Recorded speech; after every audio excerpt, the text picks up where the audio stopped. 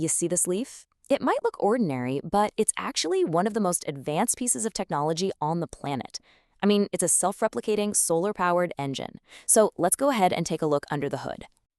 So that brings us to the big question, right? How does this little green machine manage to power pretty much all life on Earth?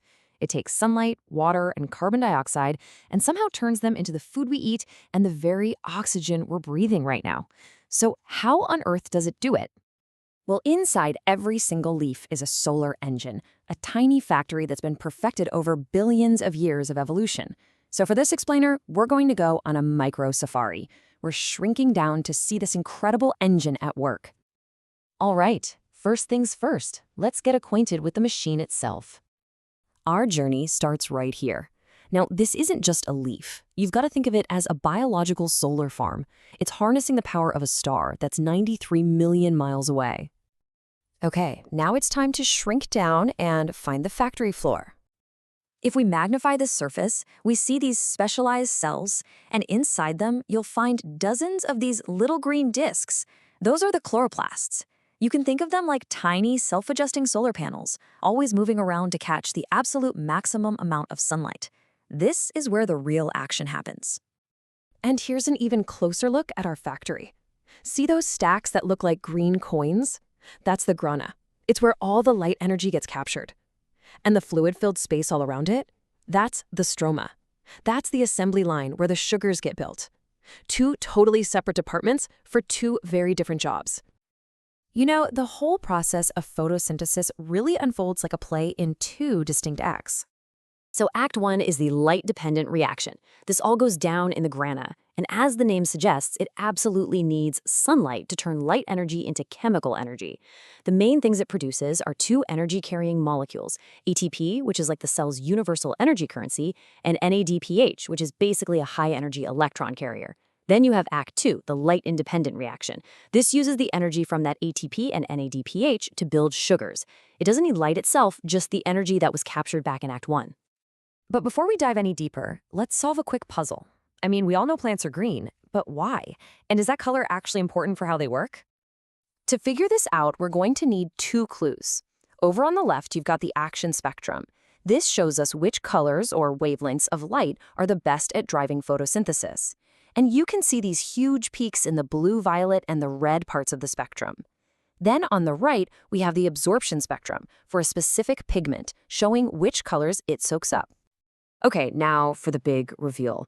When we lay the absorption spectrum for a pigment called chlorophyll A right on top of the action spectrum for photosynthesis, look at that, it's a near perfect match. This is the smoking gun. It tells us that chlorophyll A is the main pigment driving this whole process. And because it's so good at absorbing blue and red light, it reflects the green light right back out, which is exactly why plants look green to us.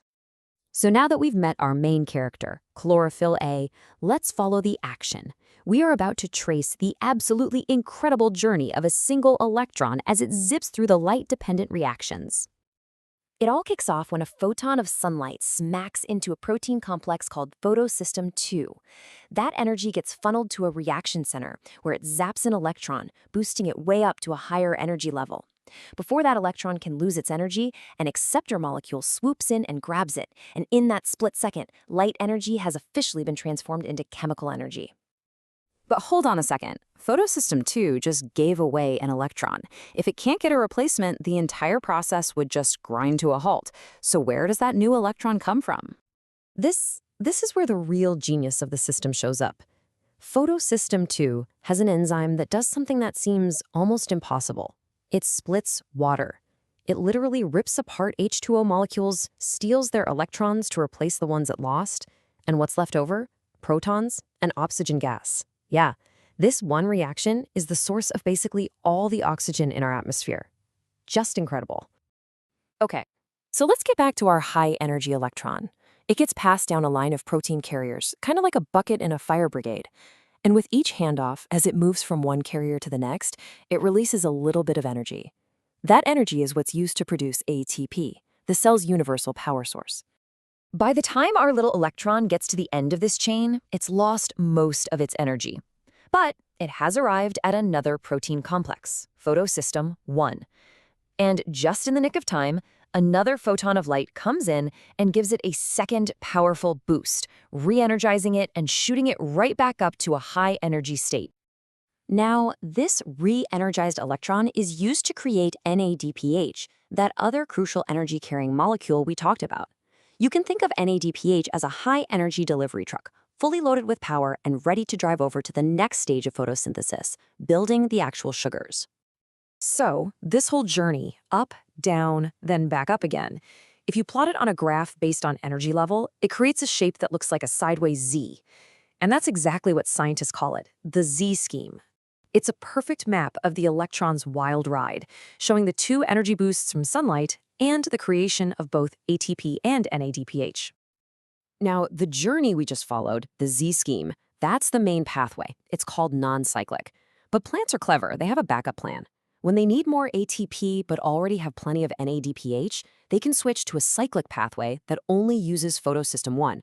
In this version, the electron basically gets recycled. No water is split, no oxygen is released, and the only thing that gets made is more ATP.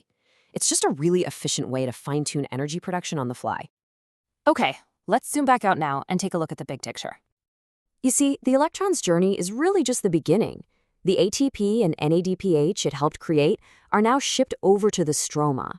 There, they provide the power for the Calvin cycle, which is a series of reactions that takes that energy and uses it to turn carbon dioxide from the air into glucose, a sugar that fuels the plant and, by extension, pretty much the entire food web. So the next time you eat an apple or take a deep breath or even just go for a walk, remember this incredible journey.